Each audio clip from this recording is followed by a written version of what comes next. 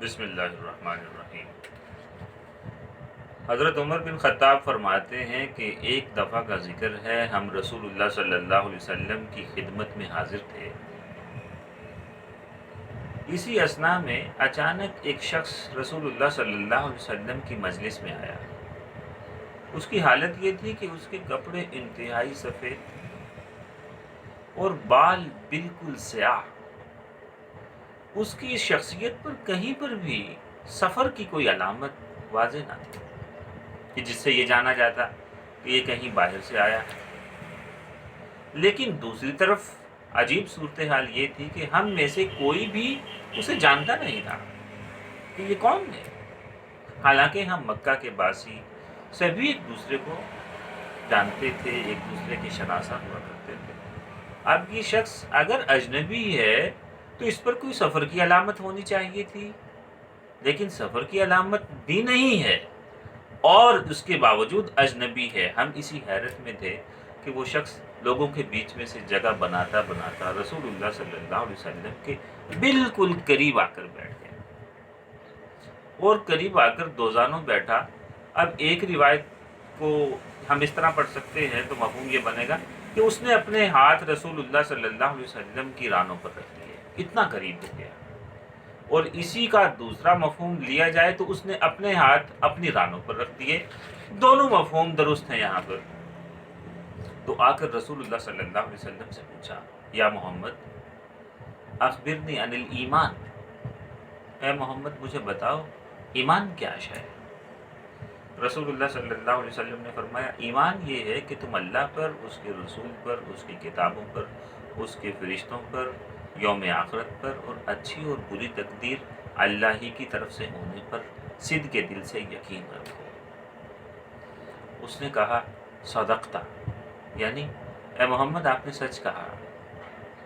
ہم اس پر مزید حیران ہوئے کہ یہ عجیب آدمی ہے، خود ہی سوال پوچھتا ہے، جواب سننے کے بعد خود ہی اس کی تصدیق بھی کر دیتا۔ ہم اسی حیرت میں تھے کہ اس نے اگلا سوال کیا، اخبرنی عن الاسلام، اسلام کیا ہے؟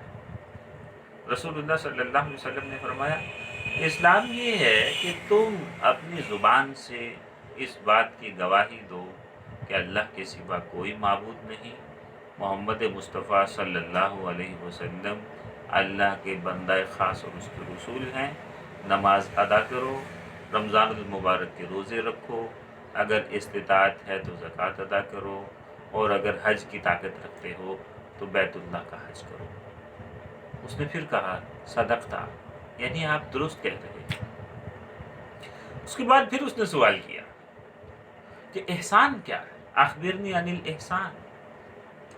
رسول اللہ صلی اللہ علیہ وسلم نے ایک بہت ہی پیارا جملہ ارشاد فرمایا، احسان یہ ہے کہ تم اللہ کی عبادت کرو اس طرح سے کہ تمہارا تصور اتنا کبھی ہو تمہیں یوں لگے کہ تم اللہ تعالیٰ کو اپنے سامنے دیکھ رہے ہو۔ یہ احسان کا اعلیٰ درجہ ہے۔ اور دوسرا اس سے ذرا کمتر درجہ یہ ہے کہ اگر تمہارا تصور اتنا قوی نہیں ہوا کہ تمہیں یہ لگے کہ تم اللہ کو دیکھ رہے ہو، تو کم از کم یہ یقین اپنے دل میں ضرور بٹھائے رکھو کہ خدا تمہیں دیکھ رہا ہے، تم اللہ کے سامنے ہو، اس سے چھپے نہیں۔ اس نے کہا آپ نے درست کہا۔ پھر اس نے مزید سوال کیا، اخبرنی عن الساعہ، یا رسول اللہ مجھے قیامت کے بارے میں بتائیں۔ رسول اللہ نے فرمایا، مل مسئول عنہا بعلم من السائل۔ ہم اس کی بحث میں اس ویڈیو میں نہیں جائیں گے، آگے چلیے۔ اس نے اگلا سوال کیا رسول اللہ سے کہ یا رسول اللہ مجھے قیامت کی کچھ نشانیوں کے بارے میں بتا دیجیے جن سے میں اندازہ لگا سکوں قیامت کب آئے گی۔ رسول اللہ صلی اللہ علیہ وسلم نے فرمایا، قیامت کی نشانیاں یہ ہیں کہ لونڈی اپنی مالکہ کو جنے گی۔ اس کے دو مفہوم ہو سکتے ہیں۔ ایک مفہوم تو یہ ہو سکتا ہے کہ قیامت کے قریب بیٹیاں ماؤں کے ساتھ ایسا سلوک کریں گی جیسا کہ مالکہ اپنی لونڈی کے ساتھ کرتی ہے۔ دوسرا مفہوم یہ ہو سکتا ہے کہ لونڈیوں کی کثرت ہوگی اور لونڈیوں کے بطن سے اولاد جنم لے گی، تو جو مالک کی اولاد لونڈی کے بطن سے ہوتی ہے، وہ چونکہ ایک طرح سے مالک کی اولاد ہے تو اپنی ماں اس کی لونڈی ہوئی، یہ مفہوم ہو سکتا ہے۔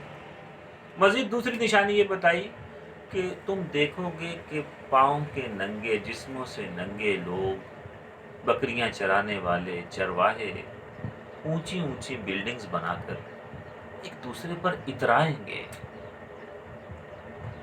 یہ بات جب ہو گئی تو اس نے کہا صدقتا، اے محمد آپ نے سچ کہا۔ تو حضرت عمر فرماتے ہیں تھوڑی دیر کے بعد وہ چلا گیا، ہم کچھ دیر خاموش بیٹھے رہے تو رسول اللہ صلی اللہ علیہ وسلم نے مجھے مخاطب کیا، فرمایا اتدری من السائل یا عمر، عمر تمہیں پتا ہے یہ سوال کرنے والا کون تھا؟ تو میں تو شروع سے ہی حیران تھا کہ نہ تو اس پر کوئی سفر کی علامت ہے کہ ہم یہ جان لیں کہ یہ اجنبی ہے، باہر سے آیا ہے، اور نہ ہی یہ مکے کا باسی ہے جسے ہم جانتے ہوں۔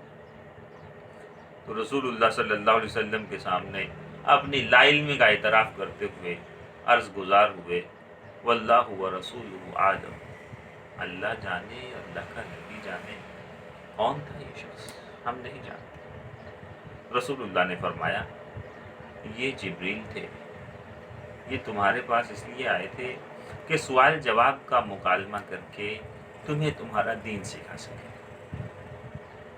تو عزیزان گرامی، اس حدیث سے ہمیں بہت سی باتوں کا پتہ چلتا ہے۔ انہی میں سے ایک اہم ترین بات یہ ہے کہ رسول اللہ صلی اللہ علیہ وسلم کی اپنی امت کو جو سکھانے کی حکمت عملی ہوتی تھی، ان میں سے ایک بہت خوبصورت انداز یہ ہوتا تھا کہ جبریل امین لوگوں کی موجودگی میں آپ سے سوال کرتے، آپ جواب دیتے، لوگوں پر وہ بات کھل جاتی۔ تو آج کل کے اساتذہ بھی رسول اللہ صلی اللہ علیہ وسلم کی زندگی کا مطالعہ کر کے آپ کی جو حکمت عملی ہے تعلیم کے نقطہ نظر سے، اس کو اپنے لیے مشعل راہ بناتے ہوئے اپنی تدریسی سرگرمیوں کو بہتر سے بہترین کی طرف لے جا سکتے ہیں۔ اللہ تعالیٰ مجھے اور آپ کو اب رسول اللہ صلی اللہ علیہ وسلم کی تعلیمات کی روشنی میں اپنی تدریس کو بہتر کرنے کی توفیق عطا فرمائے۔ آمین بجاہ سید المرسلین۔